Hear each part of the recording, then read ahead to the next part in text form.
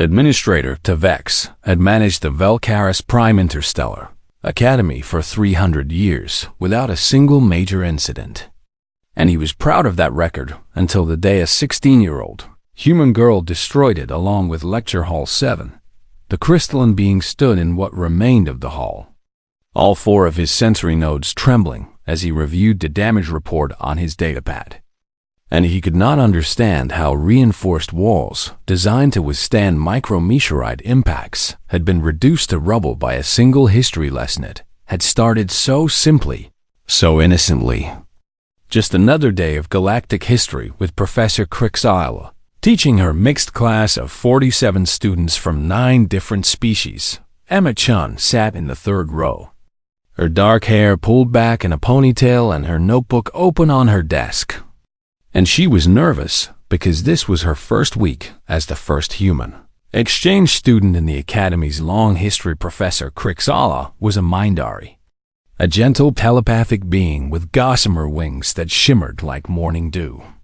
And she had taught history for 60 years, using the same method that every Mindari teacher used. She projected the lesson directly into her students' minds, allowing them to experience history as passive observers, rather than merely reading about it in books. Today's lesson covered the hive purges of the third millennium, a dark chapter when the collective mind species attempted to absorb all sentient life in the outer rim. And it was considered appropriate material for first-year students because it happened so long ago. The professor's wings began to glow as she initiated the telepathic link, and 47 young minds connected to hers in a web of shared consciousness that would let them witness the past together. Emma felt the connection settle over her thoughts like a warm blanket. And at first, everything seemed fine as images of ancient space battles and desperate refugees filled her vision. Then, the projection showed collective drones overwhelming a peaceful agricultural colony.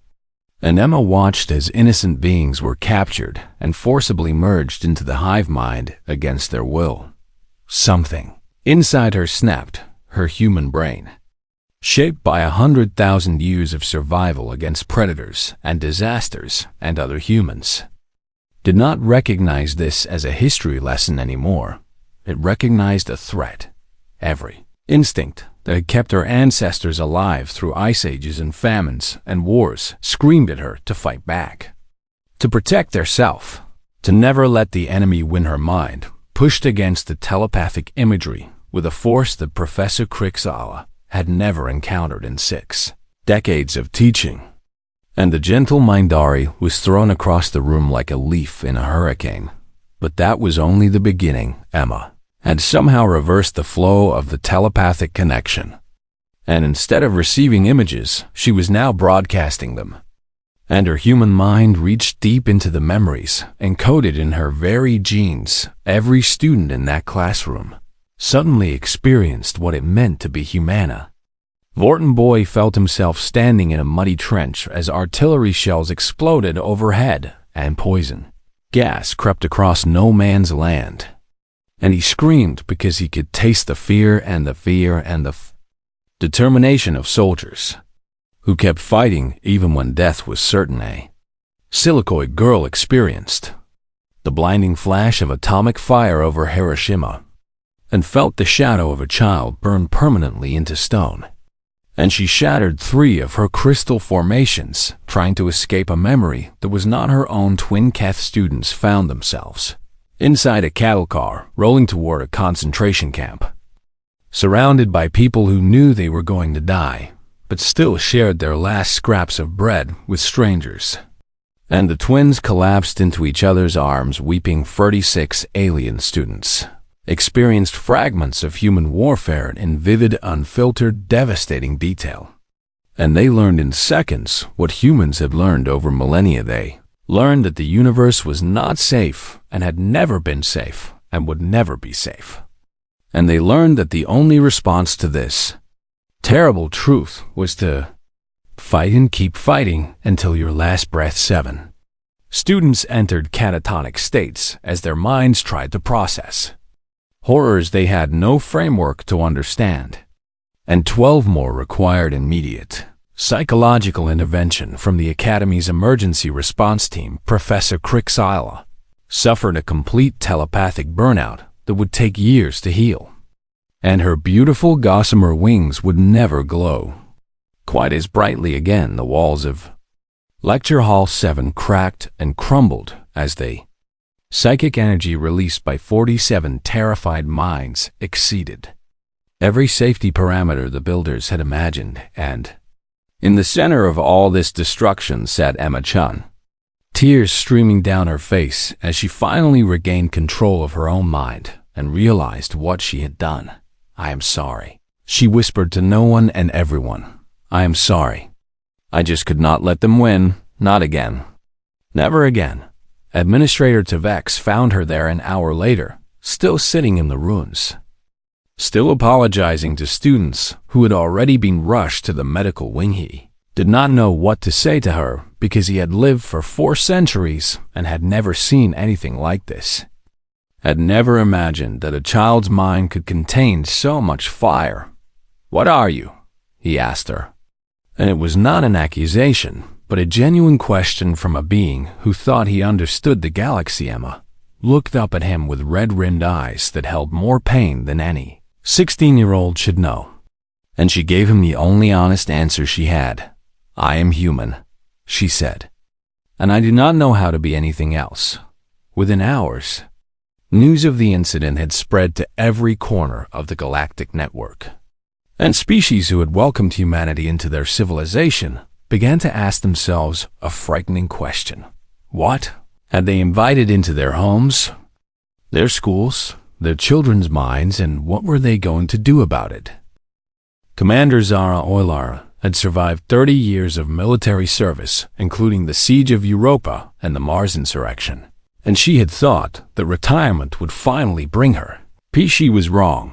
The dossier on her desk explained everything in cold official language, and Zara read it 3 times before she accepted that this was really happening. The Guardian program needed veterans who had faced their own darkness and learned to live with it. Humans who could recognize the warning signs of a threat response in young people and intervene before disaster struck. They needed people like Zara, people who carried scars both visible and invisible. People who knew what fire felt like because they had burned and survived. Her assignment was Emma-chan, the girl from the Velcaris incident, the 16-year-old who had accidentally projected human warfare into the minds of 46 alien students. Emma was not being expelled because she was too important, too symbolic of humanity's place among the stars.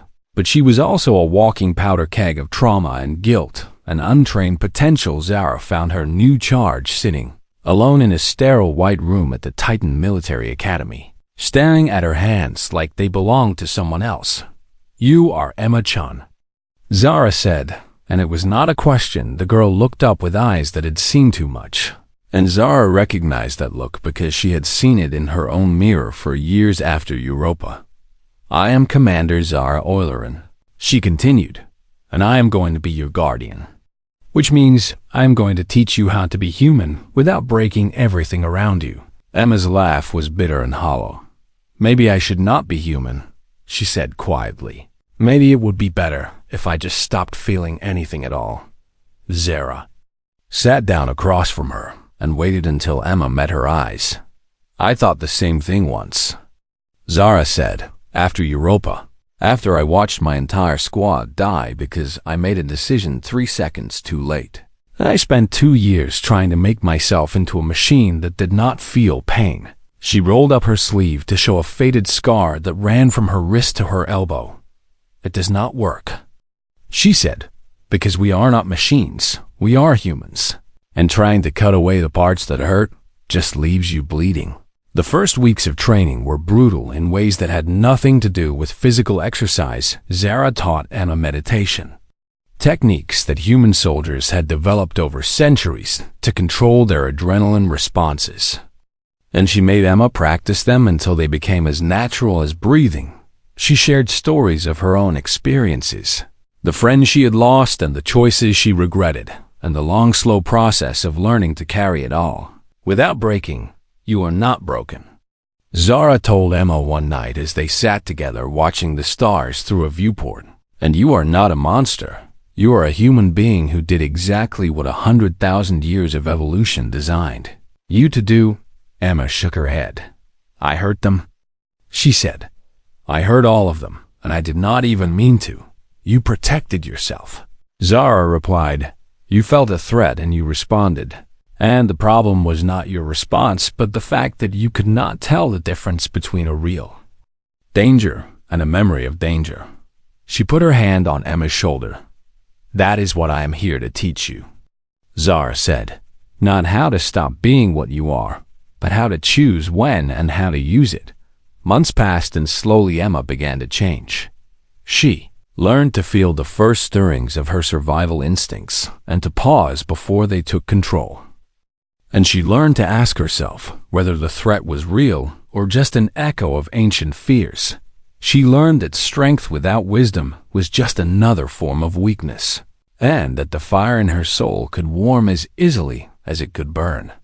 The first real test came when Emma returned to an alien academy. A different one this time, with Zara always nearby. A Vorton student named Crix decided to prove his courage by insulting humanity in front of his friends, calling them the galaxy's plague and suggesting that they should have been quarantined on their homeworld. Emma felt the familiar rage rising, the instinct to show him exactly what humans were capable of, to project every war and every triumph and every desperate survival into his smug alien mind. Then Zara's hand was on her shoulder, warm and steady. Breathe, Zara said quietly. He is a child who has never faced real darkness, and showing him ours will not teach him anything except fear. And fear is what got us into this mess. Emma breathed. She looked at Crix and saw not an enemy, but a frightened boy who had heard scary stories about humans and was trying to make himself feel brave by putting them down. You are right to be cautious of us, Emma said calmly, surprising everyone, including herself. We are dangerous, but we are also more than our danger, and someday I hope to show you that. She walked away, and the moment passed, and Crix never knew how close he had come to experiencing the full weight of human history. That night Zara smiled at Emma, a rare expression that made her weathered face look almost young. You did good, she said. Emma smiled back, and for the first time since the incident, she felt something other than shame when she thought about being human. The Galactic Council chambers on Nexus Station 7 had not seen such chaos in over 1,000 years, and the noise of 200 species arguing at once was enough to make the walls vibrate. Ambassador James Okonkwo stood alone at the human delegation's podium, his dark skin gleaming under the harsh chamber lights as he faced a tide of fear and accusation that showed no signs of stopping. Ambassador Uriel of the collective synth minds was the first to formally address the assembly, her mechanical voice cutting through the noise like a blade through silk. The evidence is clear, she declared. Humans are psychologically incompatible with civilized learning environments, and their minds are weapons that cannot be controlled or regulated. Wave of agreement rippled through the chamber as species after species rose to share their own experiences. With human students, the Keth ambassador spoke of a geology field trip where a human student had single-handedly fought off a Category 7 predator using nothing but a rock and raw determination, saving 12 classmates but traumatizing them all with the brutal efficiency of her violence. The Vorton representative described a chemistry laboratory accident where a human student had improvised an explosive device in under 30 seconds to seal a whole breach, preventing catastrophic decompression, but leaving his teachers questioning how any child could know such things. Trembling Mindary delegate recounted a literature class where a human student's emotional reading of ancient Earth poetry had caused 3 empathic species to experience what she called dangerous levels of inspiration, leaving them unable to accept their quiet lives ever again. They change everything they touch, the Mindari said.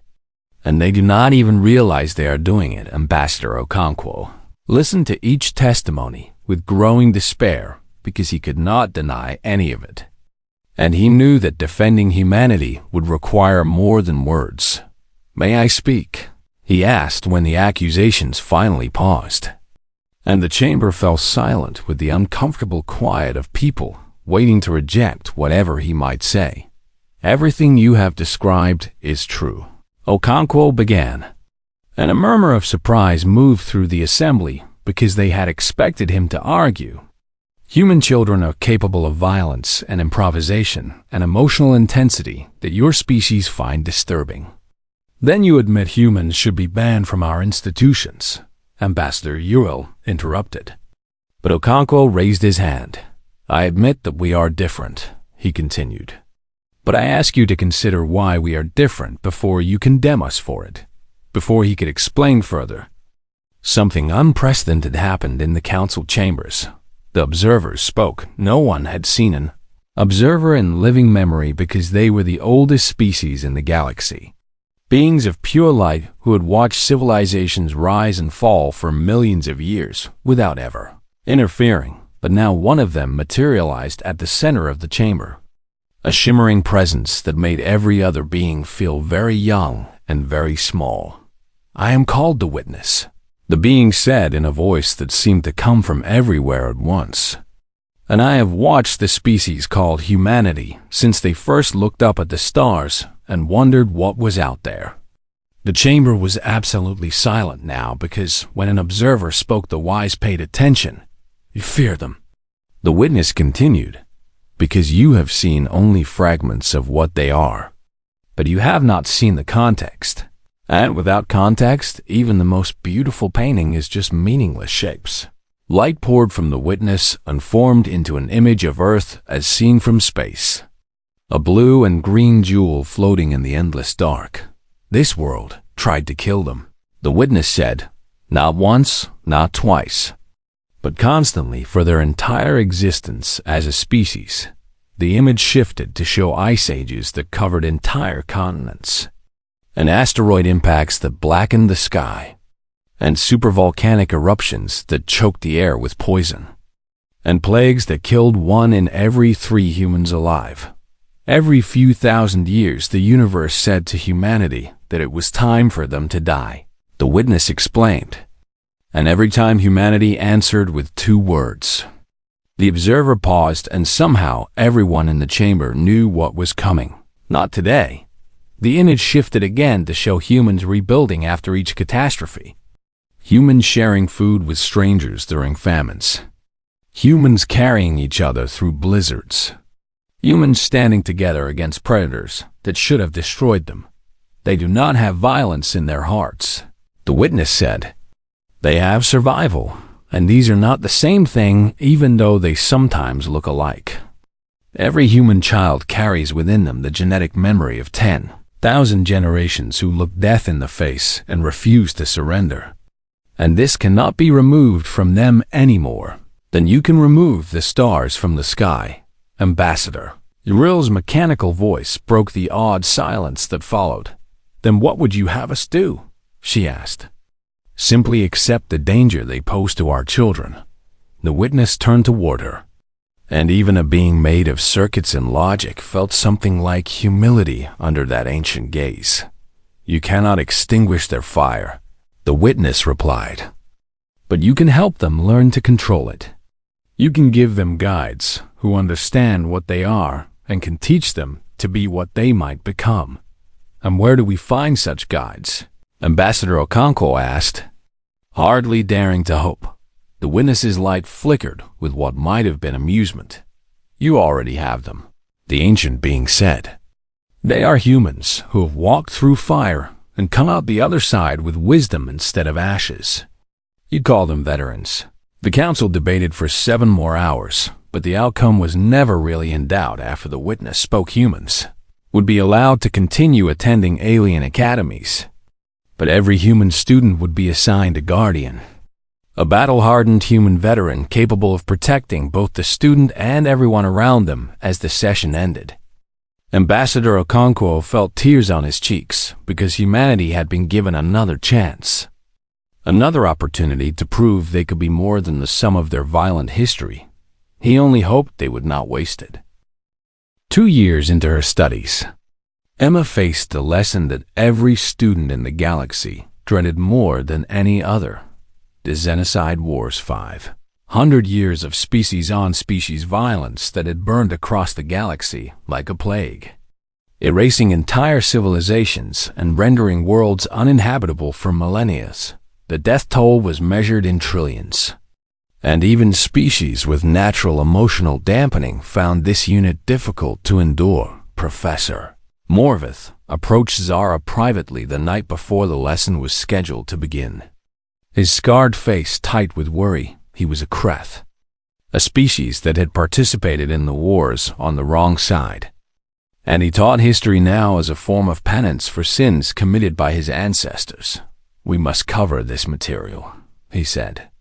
"Your student cannot be exempted because every being who wishes to understand the galaxy must understand what we nearly did to each other." Zara nodded because she had expected this conversation, but I fear the telepathic projections we used to teach this unit. Morvith continued. "They have caused psychological damage even to species far less emotionally intense than humans. And your kind has no natural protection against such experiences." Zara considered his words carefully before responding. "Show her," she said finally. "Show her all of it." Morvith's 4 eyes widened in surprise. "You understand what I'm saying?" he asked. "The projections include genocide from both sides. The fear of the victims and the cold logic of the perpetrators. It could break her. It could," Zara agreed. "Or it could do something else entirely. Something better." She had spent weeks preparing Emma for this moment with additional training and careful exposure to human accounts of similar horrors. And she believed that her student was ready, but believing and knowing were different things. And Zara spent the night before the lesson unable to sleep. The classroom was silent as Professor Morvith activated the telepathic projectors. And 30 students from a dozen species braced themselves for what was coming. Emma sat in the center of the room with Zara standing directly behind her, close enough to intervene if necessary. The projection began. Emma felt herself pulled into the memories of beings who had lived and died 500 years ago. And she experienced the terror of civilians watching their cities burn and their children taken. She felt the cold efficiency of soldiers who had convinced themselves that other species were not really people and therefore could be destroyed without guilt. She witnessed the helpless rage of those who arrived too late to save anyone and found only ashes where homes had stood. The other students watched Emma's vital signs spike on the monitors, her heart racing and her brain activity reaching dangerous levels.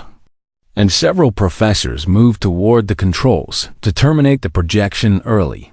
"Wait," Zara commanded, and her voice carried enough authority that even the professors hesitated. Something was happening inside Emma's mind. Instead of lashing out or projecting her own memories or collapsing under the weight of borrowed trauma, she was doing something that no previous student had ever done. She was integrating the experience.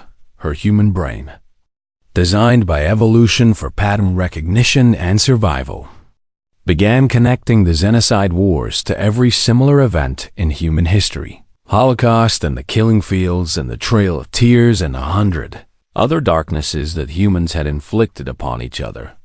And more importantly, the slow, painful process by which humans had learned to prevent such things from happening again. When the projection finally ended, Emma was crying, but her voice was steady. "They did not have early warning systems," she said, and every being in the room turned to look at her. "They did not have education programs or cultural exchange or guardians." She wiped her eyes and looked around at her alien classmates, some of whom had never heard a human speak with anything but defensive aggression. They let their fear of difference grow unchecked. Emma continued, until it became hatred, and then the hatred became murder. And by the time anyone tried to stop it, there was too much momentum to change course. Professor Morvith was staring at her with an expression she could not read. "We can do better," Emma said. "Humans learn to do better. Not perfectly and not always, but we learned. We are still learning. And now we can help you learn too." She took a deep breath. "That is why they sent us out here," she said. "Not to spread our violence, but to share what we learned from surviving it. Because the galaxy should not have to make the same mistakes we made when we have already paid the price for those lessons." The classroom was silent for a long moment. Then, Professor Morvith did something that shocked everyone, including himself. He wept. Tears flowed down his scarred face as he looked at this human child, who had taken the worst thing he had ever taught and found hope inside. "I have given this lesson for 40 years, he said, when he could speak again, "and no student has ever responded to it the way you just did." He crossed the room and took Emma's hands in his own. "Perhaps," he said quietly, "the galaxy needed humans more than we ever knew." That night Zara held Emma while she cried out the last of her tears. Because integrating trauma was not the same as escaping it, and the pain still needed to be released. "Did I do okay?" Emma asked. Her voice small and tired. Zara smiled and kissed the top of her head. "You did more than okay," she said. "You did something that might change everything." 20 years had passed since a frightened girl destroyed a classroom and changed the galaxy forever. Administrator Tevex stood at the podium of the rebuilt Velcaris Prime Academy graduation hall. Ancient now even by Silicoid standards, his crystalline body showing the fractures that came with great age. Before him sat the graduating class of 3,867. 200 students from over 30 species, and among them were 17 humans, each accompanied by their guardian. The guardian stood at the back of the hall, a silent wall of graying warriors who had found new purpose in protecting the next generation. And their presence no longer frightened anyone because the galaxy had learned what they truly were: not weapons but shields, not threats but teachers. Thev spoke briefly about the Academy's history and the challenges they had overcome together. And then he introduced the keynote speaker in a voice thick with emotion. "It is my great honor," he said, "to present Dr. Emma Chun, Professor of Xenohistory and Human Studies, the first human to earn tenure at any alien university." Emma walked to the podium with confidence and grace, her dark hair now streaked with silver, and her eyes holding depths of wisdom that came from hard experience. In the front row, Commander Zara Oylarn watched with fierce pride, leaning on the cane she needed now, but still radiating the quiet strength that had guided Emma through her darkest moments. "When I first came to this academy," Emma began, "I nearly destroyed it, and I did not mean to, but that does not change what happened." She paused and looked out at the faces before her, alien and human alike. "I carried within me a fire I did not understand," she continued. "A fire built from 10,000 generations of humans who refused to die, who fought and bled and sacrificed so that I could stand here today.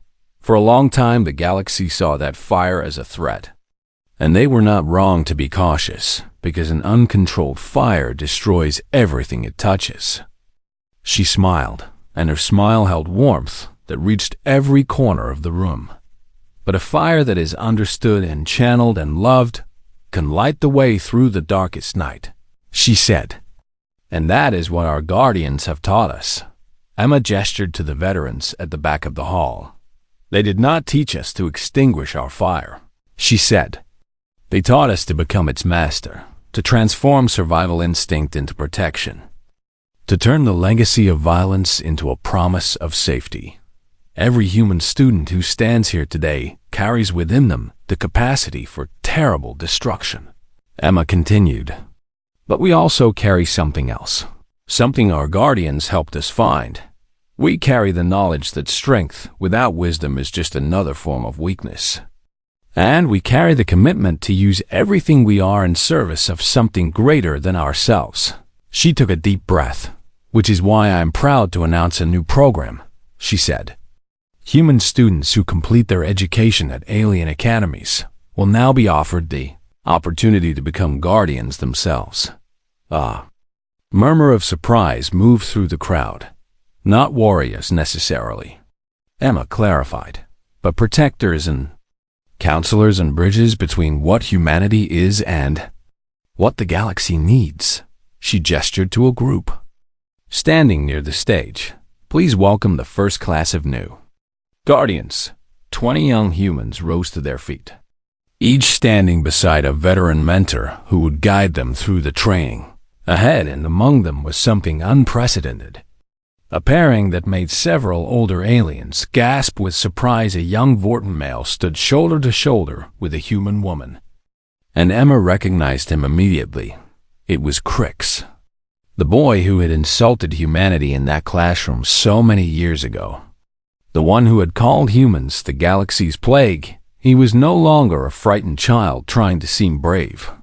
He was a grown being who had spent years learning human psychology and history and heart.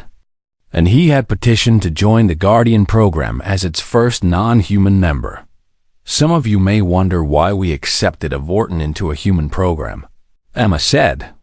And the answer is simple. She smiled at Crix with genuine affection. Because the fire we carry is not meant to be hoarded, she said. It is meant to be shared. And anyone who is willing to walk through the flames to learn what we know has earned the right to carry that light forward. The graduation ceremony ended with cheers and tears and embraces between beings who would have feared each other just 20 years ago afterward. Emma and Zara sat together in the rebuilt Lecture Hall 7, now called the Chen Eulerin Hall of Remembrance. A plaque on the wall commemorated the day humanity's fire first touched the stars, and the stars learned not to fear the flame. Did we do good? Emma asked quietly. The same question she had asked so many times before Zara considered it with the seriousness it deserved. Looking at the plaque and then at the woman her student had become, we did what humans do, she said finally. We survived and we adapted and we protected. And we passed on what we learned to the next generation. She smiled, an expression that still made Emma treasure every instance. That is all any of us can do, Zara said. That is all any of us ever could. 100 years later, the Guardian Registry filled an entire wing of the Academy's library.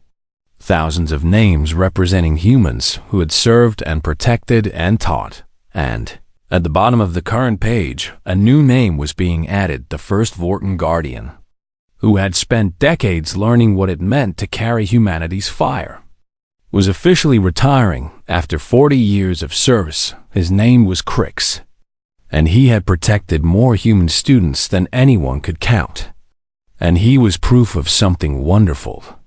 Galaxy had finally learned the truth about humans. They were not monsters, and they were not saviors, they were survivors. And protectors and teachers, they were fire that could not be extinguished, but fire that could be shared. And that made all the difference.